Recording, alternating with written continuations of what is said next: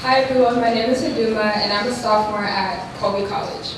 I started off the semester at a rough start.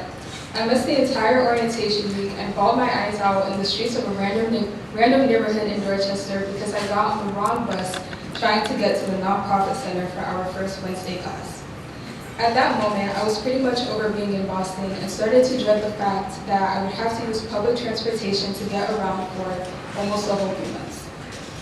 The amount of times I got lost during that first week really proved to me that I needed to work on my sense of direction and also needed to stop calling my mom in stressful situations, especially to neighbors.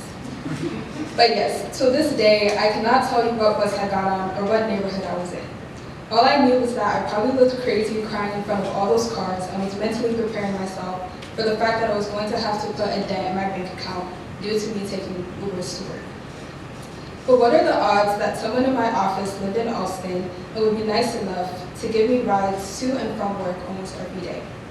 Obviously, I still learned how to take the T since we had class. But shout out to Cole, even though they're not here, because they saved me a lot of money, a lot of tears, and saved the staff from having to hear my constant rants about how much I hated Boston's public transportation system. During all the chaos of getting lost, I communicated with Delita and the rest of the teachers and TAs as to why I didn't make it to our first Wednesday class. I was very nervous and embarrassed because I had to explain the whole situation by email and did not want to leave a bad first impression since I didn't get to meet them during orientation. However, all the staff members that were CC'd on the email chain shared very supportive words and were willing to show me the best routes to take to get to class.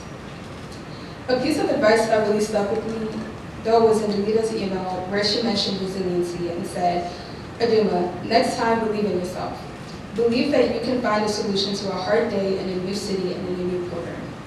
As I said before, that first week really left me discouraged and left me with thoughts like, am I actually prepared or responsible enough to be in Boston as much as I thought I was? But Delita's email and constantly remembering what it means to be resilient in life, especially with growing up, kept me going. I'm not saying every day C-STEM was a breeze. I definitely struggled with staying on top of assignments sometimes and still had a couple of slip-ups with getting on the wrong bus. But throughout my time in Boston, during the moments where I would get frustrated because I felt as though I wasn't getting things right, I would always think back to that email chain and remember the fact that although it might seem easy to run away from your problems, they're still going to be there. And the only way to grow and get over life's challenges is by being open to finding flexible solutions to solve them. Thank you.